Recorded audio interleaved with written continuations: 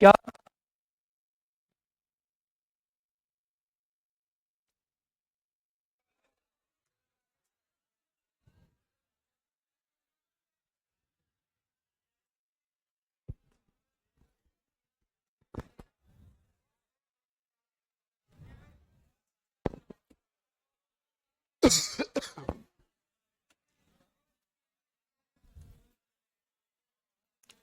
हम पढ़ रहे हैं दर्पण के बारे में।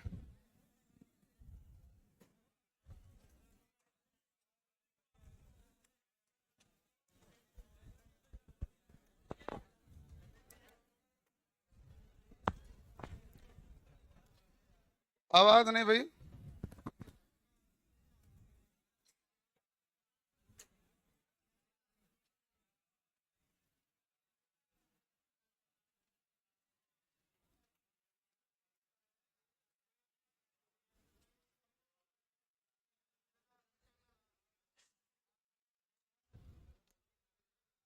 हेडिंग डालो, समतल दर्पण।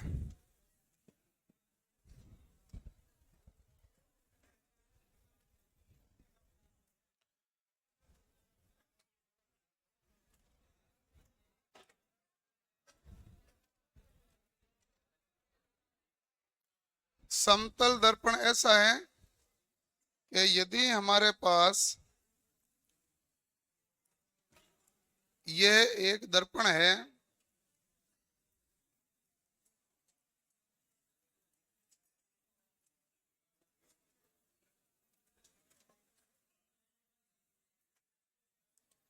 ये हमारे पास यदि कोई दर्पण है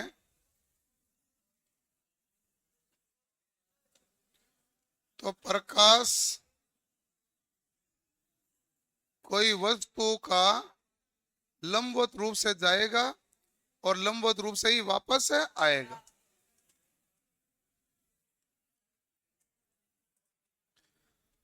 तो लिखो, इसमें बनने वाला प्रतिबिंब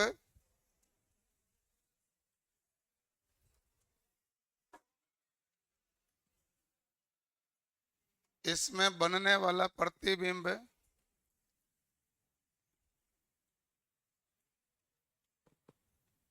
आभासी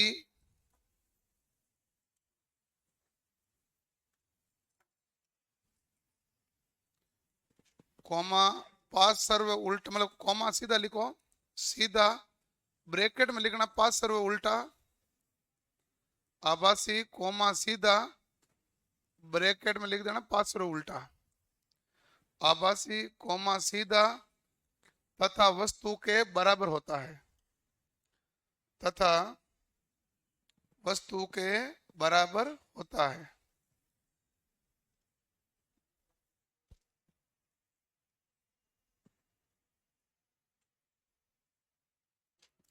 नेक्स्ट पॉइंट लिखो,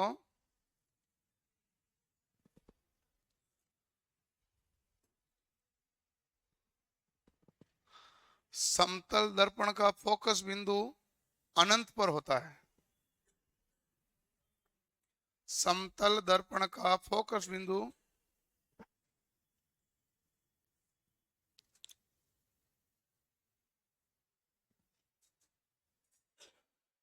समतल दर्पण का फोकस बिंदु अनंत पर होता है।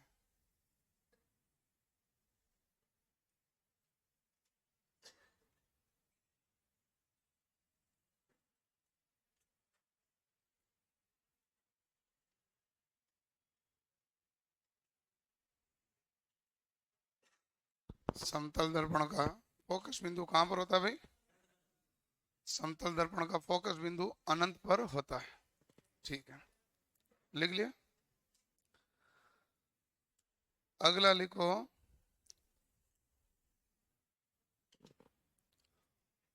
यदि कोई वस्तु v वेग से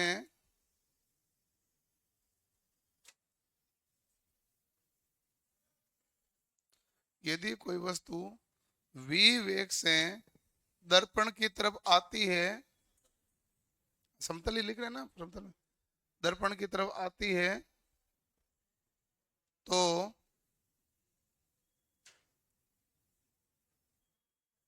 प्रतिबिंब का वेग 2v होगा।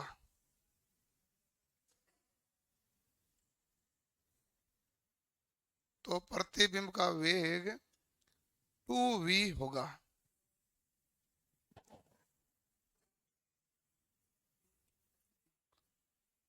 प्रतिबिंब वेग 2v होगा। अगला लिखो,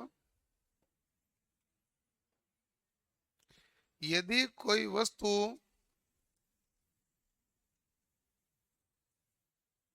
दर्पण के साथ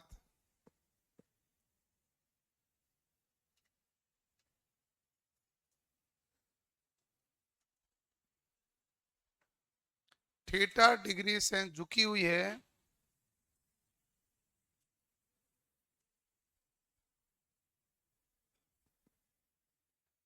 तो प्रतिबिंब में झुकाव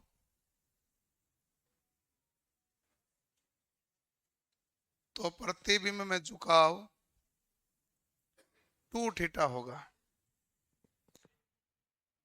यदि कोई वस्तु दर्पण के साथ थीटा डिग्री से जोड़ी झुकी हुई है तो प्रतिबिंब के साथ झुकाव कितना होगा? 2 थीटा। व्यक्ति को, नेक्स्ट पॉइंट लिखो, व्यक्ति को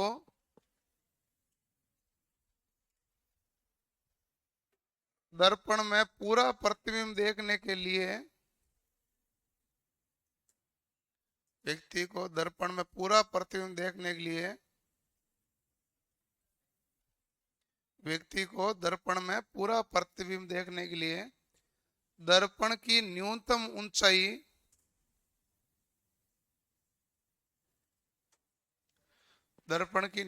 ऊंचाई व्यक्ति की ऊंचाई से आधी होनी चाहिए।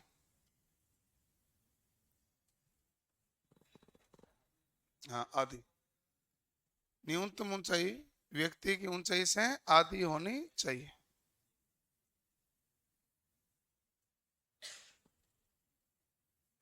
ठीक है, ओके। इसमें क्या बनाने, तो सब आपको ये लिखो, बना तो बना लो, बाकी सब कुछ खास तो है नहीं। लेकिन इसका मतलब है जिस प्रकार लंबवत आ रही है, लंबवती वापस जा रही है, इसलिए फोकस बिंदु हमने कहाँ लिखा था? अनंत पर।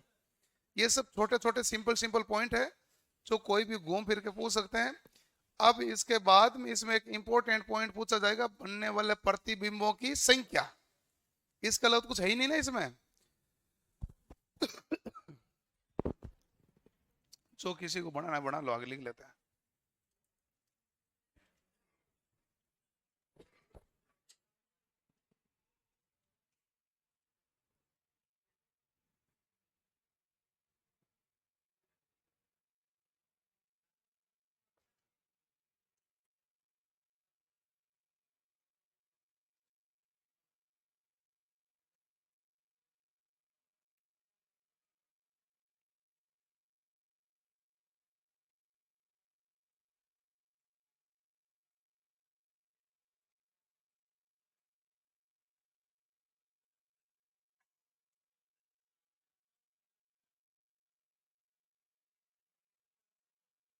लिख लिया भाई?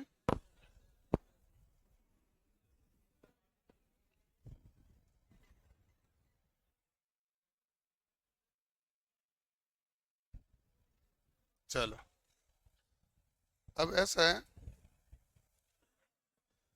तुम ये इसी प्रकार आवाज करते हो तो मुझे क्या बैठ के फिर लाइनें लिखवानी पड़ती है, नहीं तो मैं खुद लिख के भी दे सकता हूँ।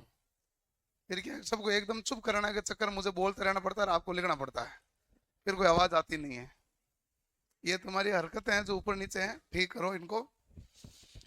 अब है समतल दर्पण में बनने वाले प्रतिबिंबों की संख्या।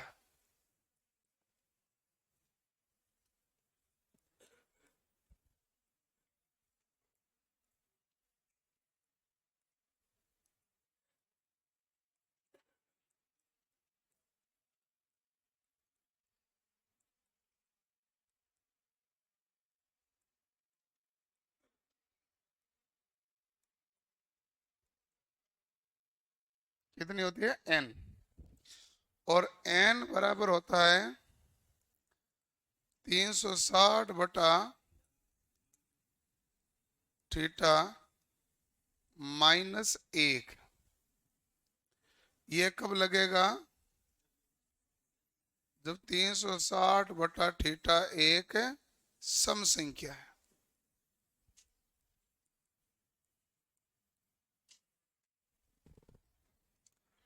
यहाँ n बराबर सीधा 360 बटा थीटा ही हो जाएगा सूत्र इसका, जब 360 बटा थीटा एक विषम संख्या है।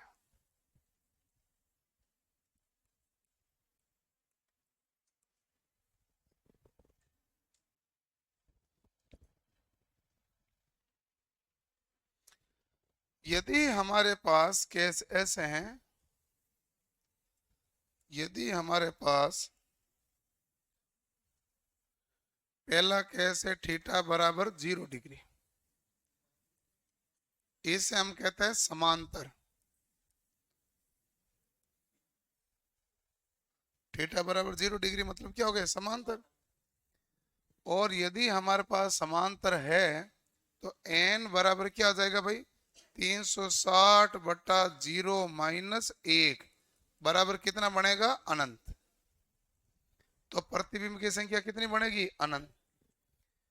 यदि हमारे पास थीटा है जो 90 डिग्री है, इसका मतलब क्या हो गया? लंबवत। तो n बराबर क्या आ जाएगा?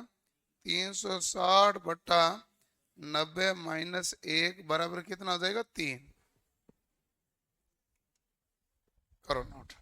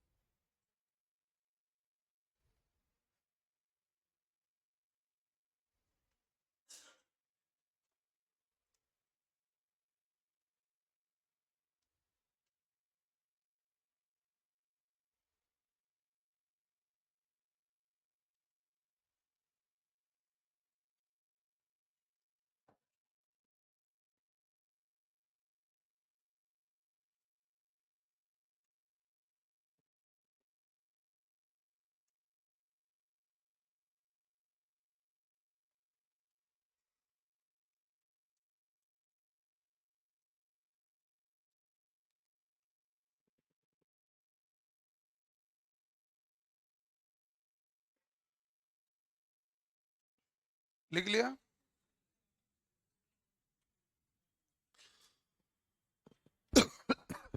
आज कौन सा टेस्ट था? गणित का था? किसका था? कौन सा टॉपिक था?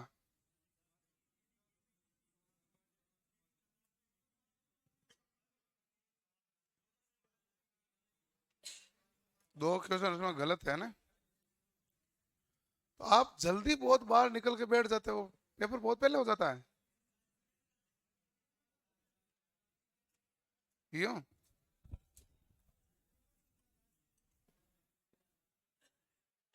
छोड़ छोड़, रहने दे, बैठ बैठ बैठ। अभी तो इसको पढ़ेंगे पहले। आवाज नहीं भाई। अगला है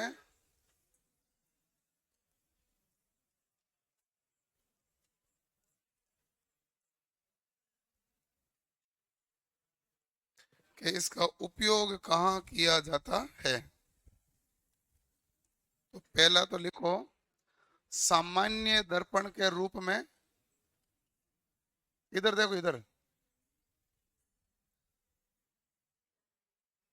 घरेलू सामान्य दर्पण के रूप में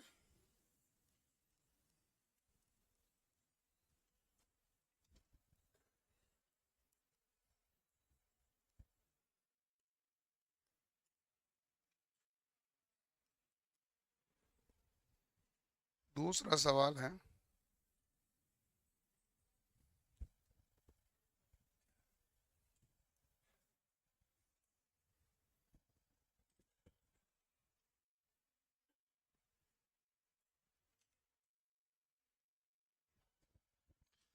घरेलू सामान्य दर्पण के रूप में। ठीक है, दूसरा लिखो परिदर्शी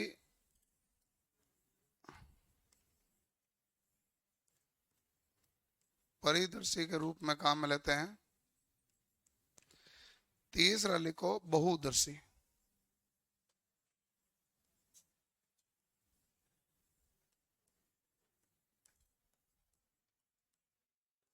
सामान्य दर्पण को काम में लिया जाता है।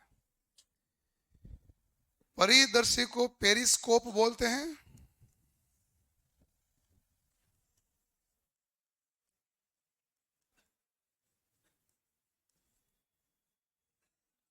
बहुदर्शी को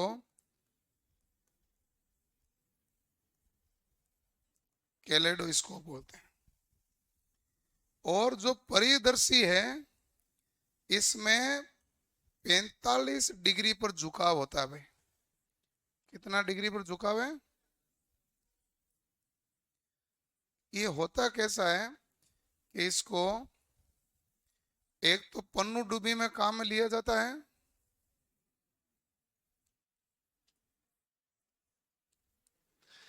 एक सैनिकों द्वारा बंकर में,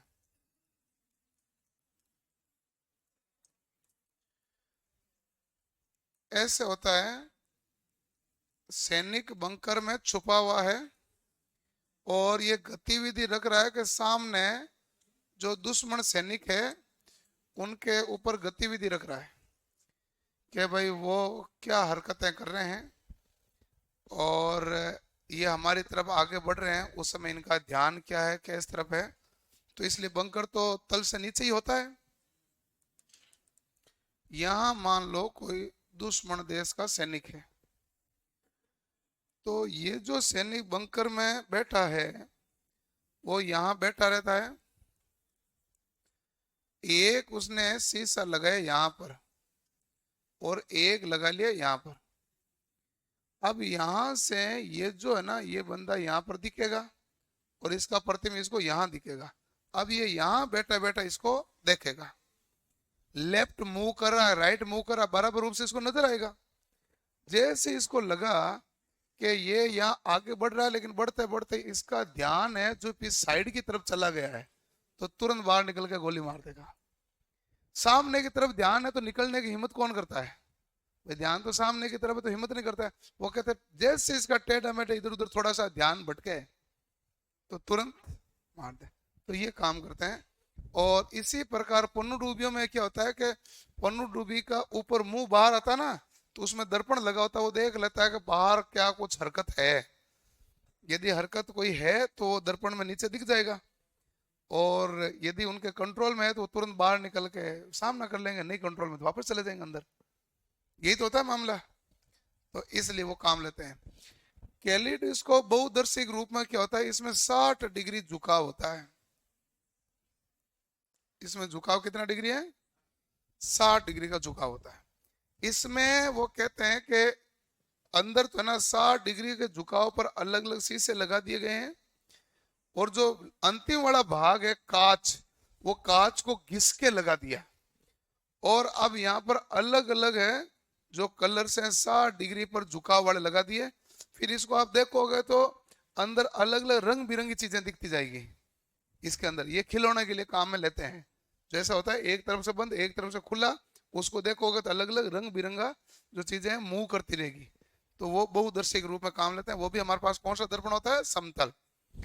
तो ये हमारे पास परिदर्शी, बहुदर्शी और घरेलू सामान्य दर्पण के रूप में इसका प्रयोग किया जाता है।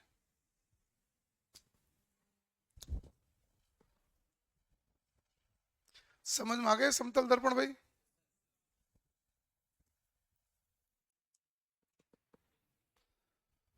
सूत्र ये कह रहा है 360 बटा थीटा माइनस 1 कब आएगा? जब 360 बटा थीटा एक सम संख्या है। यदि विषम है तो वही पड़ा रहने दो, सम है तो एक घटा दो, विषम कर दो। आप ये ध्यान रखना उत्तर विषम आएगा।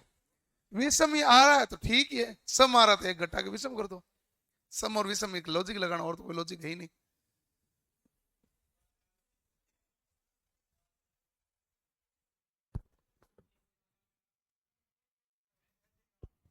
क्या क्या कह रहे हैं? सवाल करूं? ना, नहीं करा रहा मैं। एक बात बताओ, आपको मैंने पहले भी कहा था, मैं सवाल कम करवाता हूं क्या? मैं आपको सवाल कहता हूं कि करके लाओ, जो डाउट है वो सारा नहीं करवाता हूं मैं। तो वो तो तुम्हारी पढ़ने की खुद की नीयत नहीं रहती, इसलिए करके नहीं लाते हो। आप बैठे बैठे कहते हो आप ही लिखो और आप ही उत्तर बताओ और आप ही जाओ, आप जाओ, ऐसा नहीं होता ना। पढ़ो। हैं?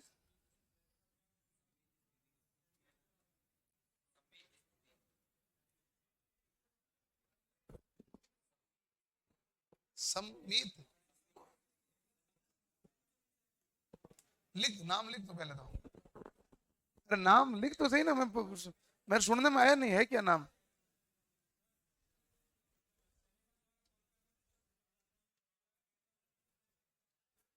कैमरों में? हाँ, ये एक इनका सवाल ठीक है कि इनका कह रहा है जब सैनिक जो बंकर में काम लेते हैं, हम कैमरे में काम में ले सकते हैं क्या? तो मैं कैमरा यूज ले सकते हैं। देखो कि पहली बात तो कि कैमरा में तो होता है लेंस, हम पढ़ रहे हैं दर्पण। लेंस और दर्पण में सामान्य अंतर है, लेंस में आर पार दिखता है, दर्पण में टकरा के वापस आता है। और यदि एक एक छोटी सी चीज के लिए आप कैमरा काम में लेने लगा, तो सैनिक बंदूक संभालेगा, कैमरा संभालेगा? और कैमरे से तो अच्छा वो दूरबीन ले काम है फिर।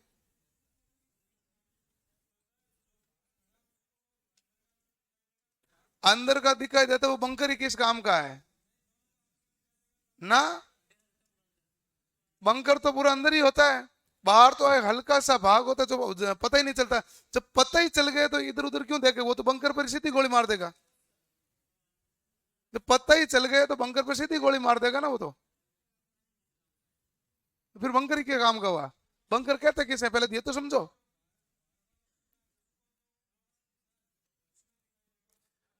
अरे अंदर वाले को बाहर वाला दिखाई देगा, बाहर वाले को अंदर वाला दिखाई नहीं देता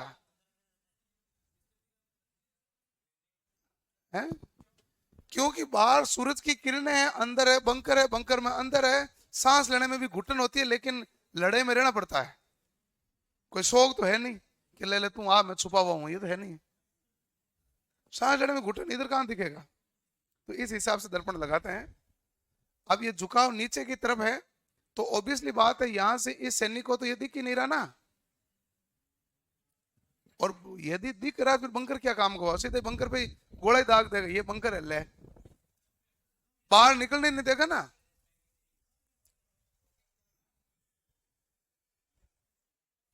सममित स्थिति, हाँ, सममित स्थिति कोई भी चीज की ये होती है जब आपके पास चीज बराबर स्थिति में हो, जितनी प्लस होती है उतनी माइनस होती है। जैसे सममित इसे कहता हूं, जितनी तरंग प्लस में उतनी माइनस में, तो ये क्या है? सममित। तो ये सममित स्थिति कहलाती है। ये आपके कहाँ है बीच में?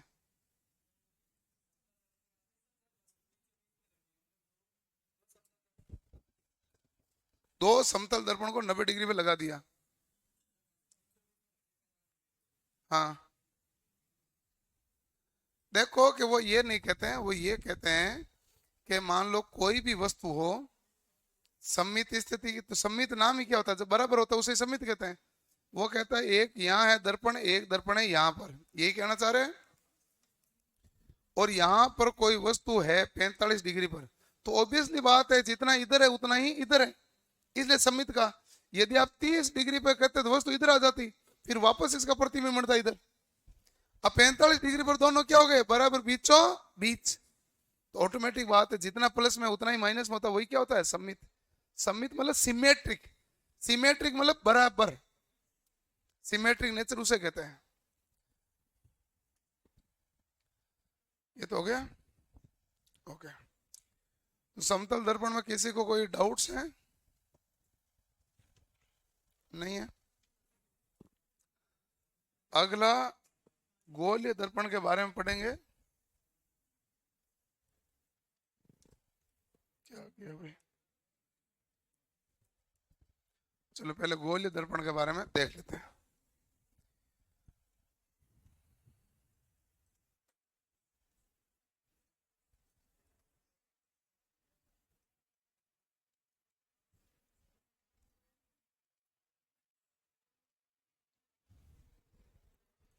वैसे गोल्य क्या कहना चाह रहे हो? जो भी कहना चाह रहे हो कह दो एक बार।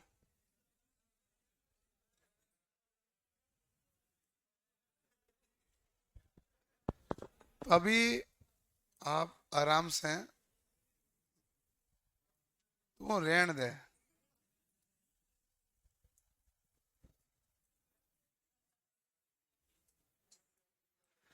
गोल्य दर्पण हमारे पास क्या हो गया भाई?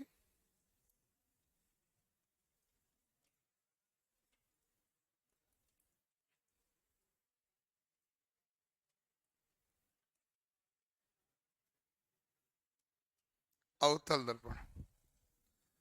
और दूसरा होता है उत्तल दर्पण।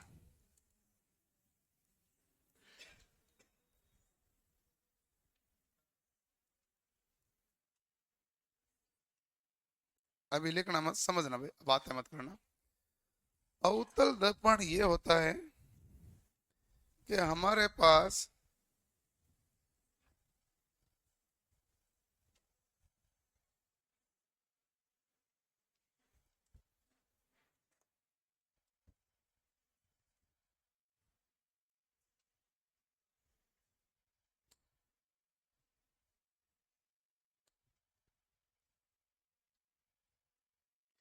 अब इसमें बेसिकली ये है, यदि इस तरफ आपने पॉलिश कर दी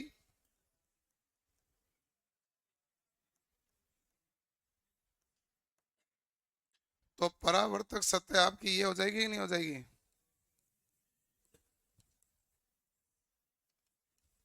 परावर्तक सतह, परावर्तक सतह आपके पास ये है। और ये हमारे पास क्या लिखोगे भाई? ये हमारे पास P क्या हो गया? ध्रुव। ये F क्या हो गया? फोकस बिंदु। C क्या हो गया? केंद्रक। बीच की दूरी क्या है? R। ये सब कुछ हमने पढ़ा कि नहीं पढ़ा? अच्छा, आप एक सिंपल वे में सोचो, यदि प्रकाश किरण यहां पर ऐसे सीधी आती है तो टकरा के यहां से फोकस बिंदु से होकर जाएगी। यदि इधर से भी आएगी तो भी टकरा के कहां से जाएगी? फोकस बिंदु। तो आप देख रहे हो कि यदि समांतर से आती है तो फोकस बिंदु से जाएगी। तो एक जगह इकट्ठी हो रही है, एक जगह जो इकट्ठी होगी उसे कहते हैं अभिसारी। तो ये हमारे पास कौन सा है? अभिसारी। अभिसारी को कहते हैं कन्वर्जिंग। क्या कहते हैं? कन्वर्जिंग। जो एक जगह इकट्ठी हो रही है वो क्या कहला रही है? अभिसारी। तो अब ये जो गोलीय दर्पण है तो आप कहेंगे इसमें अंदर की तरफ है जो परावर्तक सतह है। परावर्तक सतह कहाँ है? अंदर की तरफ। परावर्तक सतह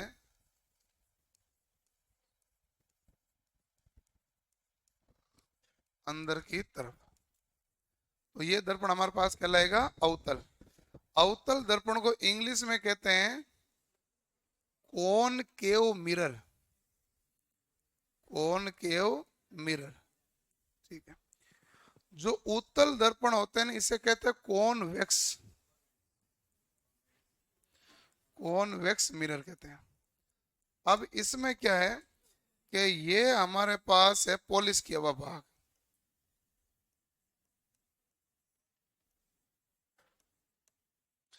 और ये सतह कौन सी? इधर वाली परावर्तक। अब इसमें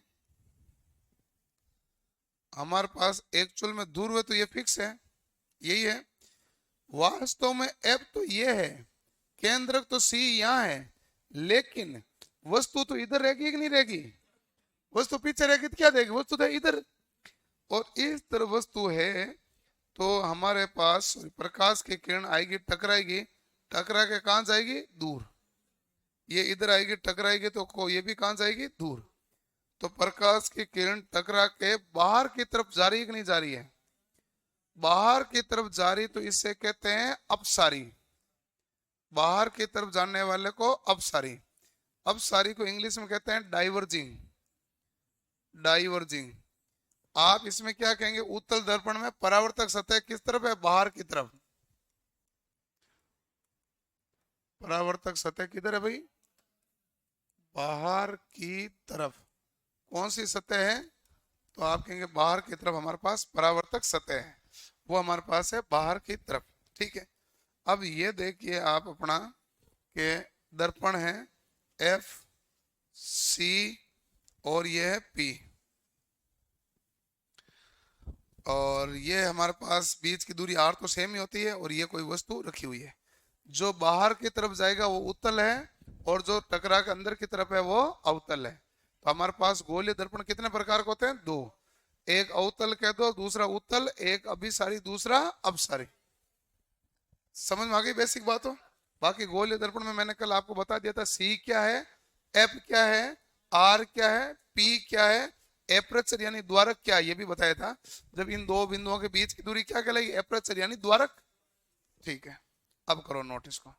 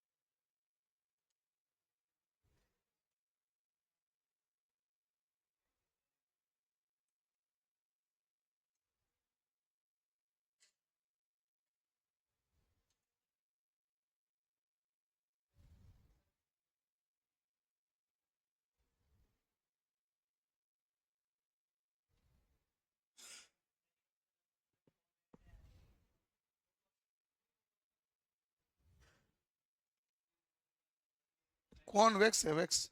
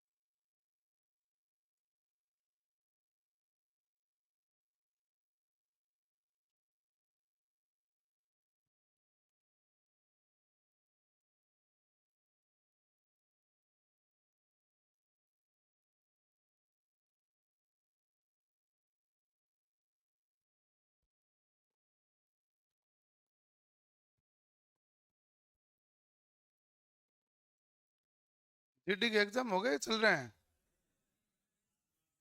7 मार्च तक है? आप में से किस किस के हुए हैं? आपके हो गए? कैसे हुआ? 80 में से कितने सवाल हुए पूरे?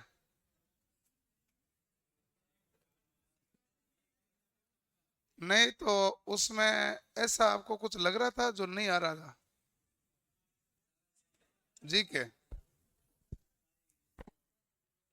बाकी मैथ रीजनिंग तो हो ही रही थी। रीजनिंग एक नहीं हुआ। एक हिंदी है ना, हिंदी का? हिंदी तो आसान ही आती है उसमें। हैं?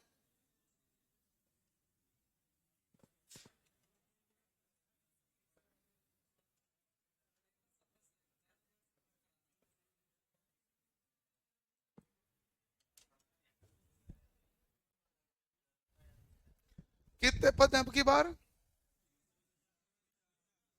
26,000। एक 2024 में और आएगी ना वैकेंसी? वो कब आएगी? सितंबर में आएगी। एग्जाम कब होंगे? जनवरी फरवरी में। और उसका कितने पद हैं? सीधा? सीधा? तो ऐसा 80,000 की पहले SSDD कब आई जिंदगी में? वो तो 80,000 की कब आई? अरे भांग खाए हुए प्राणी। सिंपल सवाल है, इससे पहले SSDD में 80,000 की वैकेंसी कब आई थी, मैं ये पूछ रहा हूँ। हाँ तो छोड़ो ना, फिर कहाँ पड़ी है?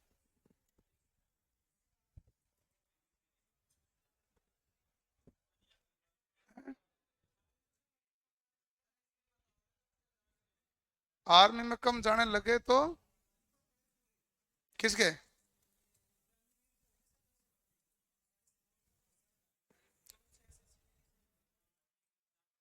उन-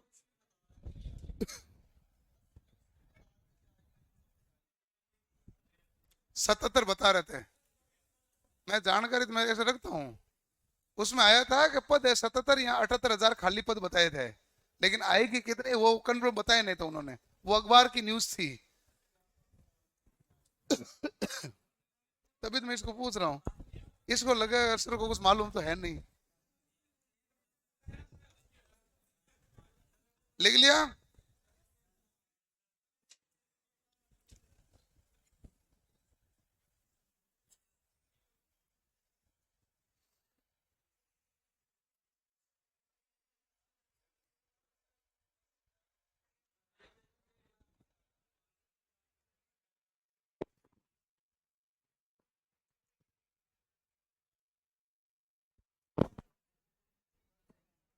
ओके। अब हमारे पास ध्यान से देखो, मैं बेसिक बेसिक जानकारी देता हूँ तरंगों के बारे में, जिनमें पहली हेडिंग डालो अवतल दर्पण।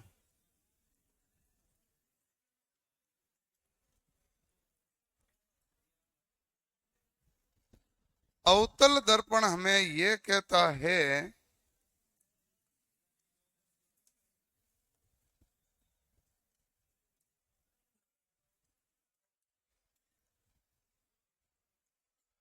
वो कहता है यदि हमारे पास कोई प्रकाश तरंग समांतर आएगी तो फोकस बिंदु से वापस जाएगी। यदि कोई प्रकाश तरंग समांतर आई तो वापस कहां से निकल के जाएगी? फोकस बिंदु से। पहला लॉजिक। ओके।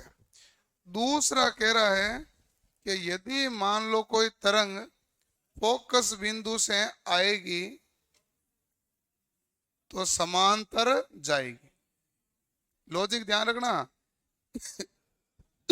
इन्हीं से प्रतिबिंब बनना है। फोकस बिंदु से आएगी तो समांतर जाएगी। ये भी ठीक रह जाएगा ध्यान। यदि कोई हमारे पास प्रकाश तरंग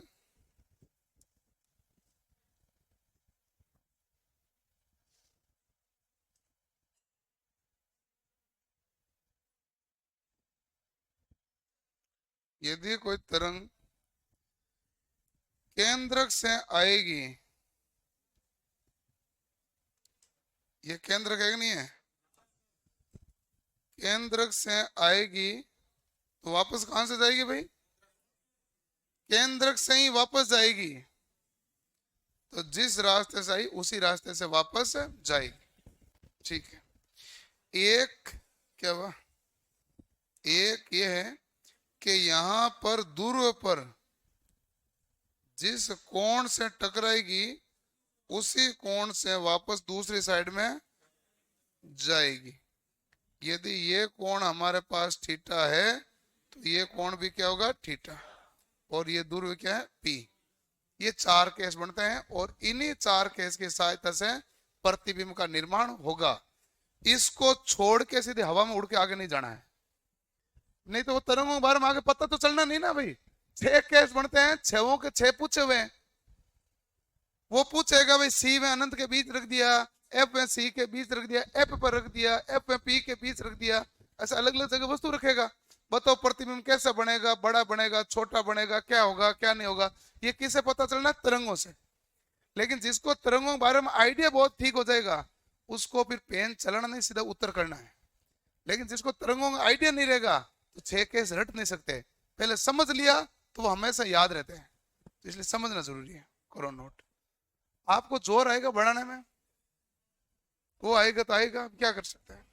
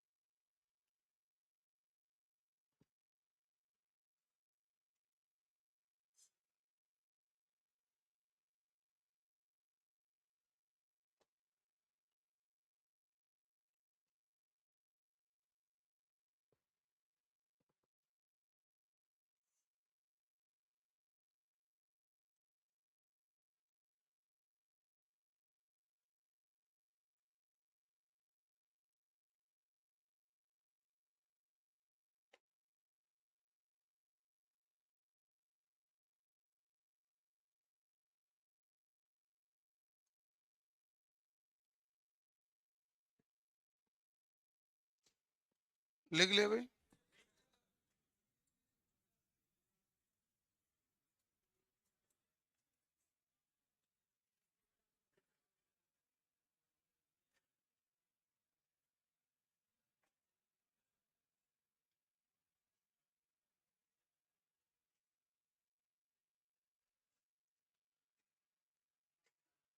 लिख लिया।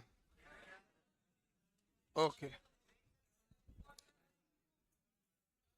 आप जिन्होंने नहीं लिखा कोई बात नहीं, घर पे जाके लिख लेना, और तो क्या कर सकता हूँ।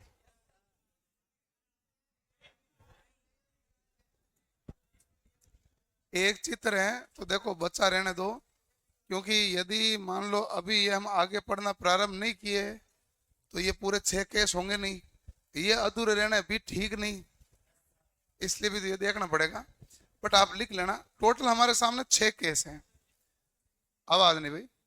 अब इन 6वें केस के बारे में हम ध्यान से चीजों को समझेंगे कि हमारे पास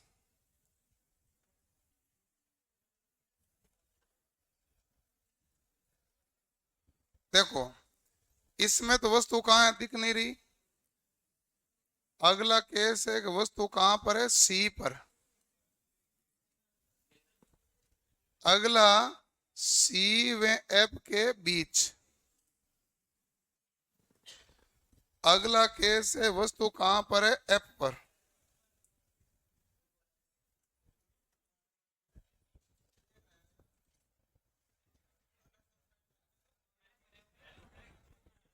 नहीं नहीं, ये तो ठीक है,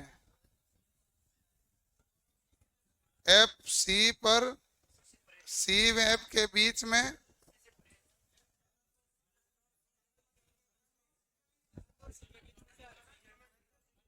हाँ, ये तभी मैंने कहा एक गड़बड़ किधर चल रहा है, एक कम पड़ रहा है। एक तो ये इधर है जो अनंत पर है, दूसरा अनंत में सी के बीच, तीसरा है सी पर, चौथा सी व एफ के बीच, और अगला है एफ पर, और अगला है एफ व पी के बीच। तो हमारे पास ये सारे केस बनेंगे कि वस्तु कहाँ कहाँ रख सकते हैं। मैं सबसे पहले आपको यहीं से शुरू करूंगा, बेसिक नेचर में यहां से हम शुरू करेंगे।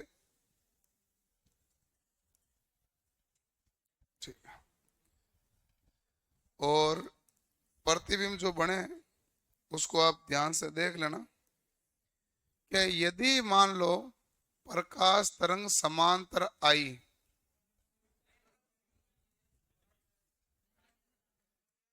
दिखाई नहीं दे रहा ना, कोई बात नहीं, आप खुद नहीं दिखाई नहीं दे रहा, वो कलर विजन की प्रॉब्लम हो सकती है। तो ये है सी समांतर आई, जो समांतर तरंग आएगी वो हमारे पास फोकस बिंदु से जाएगी, पहला केस। ठीक है, दूसरा है जो फोकस बिंदु से आएगा वो समांतर जाएगा, ये भी ठीक है। ये कह रहा है कि जो समांतर प्रकाश तरंग आएगी वो फोकस बिंदु से जाएगी, जो फोकस बिंदु से आएगी और वो समांतर जाएगी, दोनों यहाँ पे मिली तो बना, बताओ प्रतिबिंब कहाँ पर बना, तो आप कहेंगे केंद्रक व एफ के बीच। ये केंद्रक है, ये एफ के बीच है। कैसा, सीधा है उल्टा, उल्टा है। ठीक है, ये सी को ध्यान रखना, सी के इधर जो होगा प्रतिबिंब बनेगा छोटा, और सी के इस तरफ प्रतिबिंब बन गए तो क्या हो जाएगा, बड़ा। यही लॉजिक रहेगा हमेशा। तो उल्टा, और हमारे पास उल्टा है तो क्या होगा, वास्तविक। उल्टा सदैव ही क्या होता है, वास्तविक। ठीक है, अब इसके बाद अगला केस आता है, इसमें कहता है कि भाई हमारे पास समांतर है, तो समांतर है तो हमारे पास क्या हो जाएगा, फोकस बिंदु से जाएगा। ठीक है, और दूसरा केस हमारे पास है कि फोकस बिंदु से आएगा तो हमारे पास क्या जाएगा भाई, समांतर जाएगा। अब ये तिरछा बन गए, पता नहीं क्यों बना, कोई लाइन टेढ़ी हो गई हो। लाइन टेढ़ी रह सकती है, इसके अलावा तो कोई कारण है नहीं तिरछा बनने का। जो भी है, मैं पहले इसको सही कर देता हूं। हमारे पास जो प्रतिबिंब बनेगा सी पर ही बनेगा और वस्तु के बराबर बनेगा। वस्तु के बराबर हुआ ना, अगर बराबर ही बनता है भाई, क्योंकि यहां पर सी व एफ के बीच की, एफ व पी के बीच की दूरी बराबर है ना, इसलिए। तो इसलिए ये तरंग यहां जाकर टकरानी चाहिए, तो वो सही नहीं टकराई हुई है। पहला मामला ये है। दूसरा है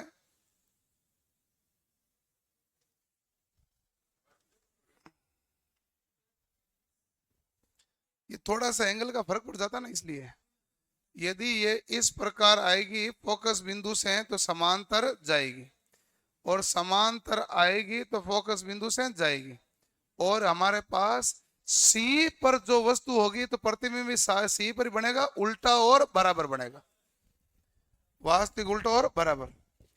तीसरा कंडीशन जो आई वो कह रही है कि सी व एफ के बीच है, तो समांतर प्रकाश तरंग आएगी तो फोकस बिंदु से जाएगी, और जो फोकस बिंदु से आएगी वो समांतर जाएगी। अब ये कह रहे हैं यहां पर जो प्रतिबिंब बनेगा वो क्या बनेगा भाई, बड़ा,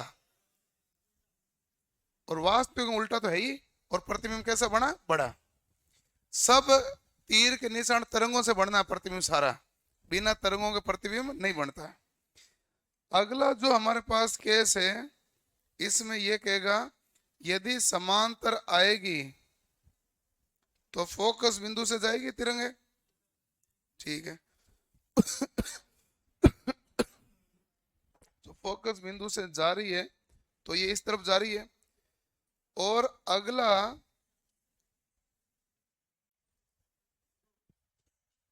ये हमारे पास पी से जिस कोण से टकराएगी उसी कोण में जाएगी, और ये दोनों तरंगे हमारे पास कैसी होती है, समांतर।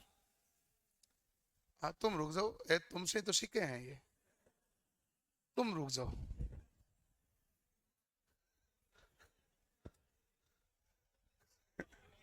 हाँ, वो अभी जूनियर है, ध्यान से देखो। अब ऐसा मामला है, अब ये समांतर जाएगी, समांतर जाएगी तो कहीं मिलेगी नहीं, कहीं नहीं मिलेगी तो हम कहेंगे ये अनंत पे जाके मिलेगी, तो प्रतिबिंब क्या होगा, बहुत बड़ा। इसलिए क्योंकि जब पता नहीं होता तो बहुत बड़ा ही कह सकते हैं। हाँ अनंत पर बनेगा तो बहुत बड़ा ही बताएंगे, और तो क्या बताएंगे। एक हमारे पास एक और केस है जो बाकी है कि यदि वस्तु हमारे पास समांतर है तो फोकस बिंदु से जाएगी, ठीक है। और यदि हमारे पास केंद्रक से आ रही है तो केंद्रक से आ रही है तो केंद्रक से ही आगे जाएगी, और जैसे जैसे दूर जा रही है ये तो हमारे पास कोण बढ़ता जा रहा है, दूरी ज्यादा हो रही है, इसका मतलब ये तो इधर तो कभी नहीं मिल सकती, इधर कभी नहीं मिल सकती। तो हम कोशिश करते हैं पीछे की तरफ इधर देखते हैं कि इसको देखो आगे बढ़ो, और इसको भी क्या बढ़ो आगे, यहाँ पीछे की तरफ मिल गए। यदि यहाँ मिल गए तो प्रतिबिंब हमारे पास क्या बना भाई, पर्दे के पीछे बना, तो क्या हो गया, आभासी। आभासी प्रतिबिंब क्या हुआ, सीधा, और वस्तु से क्या हुआ, बड़ा। आभासी सीधा, वस्तु से बड़ा। अब एक पहला केस तो रह ही गया। पहला केस कह रहा है कि वस्तु कहां पर है, अनंत पर। तो अनंत पर है तो मैं तो यही मान के चलूंगा समांतर किरण आएगी, और समांतर किरण आएगी तो क्या होगी, फोकस पर जाएगी। तो समांतर किरण आएगी तो कहां जाएगी, फोकस पर। तो इसलिए आप कहेंगे प्रतिबिंब बनेगा वो बहुत ही छोटा, और कहां पर बनेगा, एफ पर। जब वस्तु कहां है, अनंत पर। अनंत तो अनंत है, अनंत को परिभाषित नहीं किया जा सकता, और अनंत से जो तरंग आती है उसको हमेशा क्या माना जाता है, समांतर। इसीलिए यहां पर जो समांतर लाइनें जा रही है हम क्या कह रहे हैं, कहां जाके मिलेगी, अनंत पर। जो समांतर लाइनें जा रही है वो कहां जाके मिलेगी, अनंत पर। और अनंत पर प्रतिबिंब कैसे बनेगा, बहुत बड़ा। तो ये हमारे पास 6 केस बनते हैं। इन 6 केस को लिख लेना आप। एक नंबर कल ही बनेगी अगली क्लास में इसकी टेबल, तो आप टेबल बना लें तो अच्छी बात है, नहीं तो कल मैं वैसे ही टेबल इसकी बनाऊंगा। उत्तल दर्पण में केस कम है, अवतल दर्पण में 6 केस है। 6 के 6 अलग तरीके से पूछे जाते हैं, 6 के 6 पूछे हुए हैं, इसलिए ध्यान रखना है। अब बना लो, आप तो बनाओ।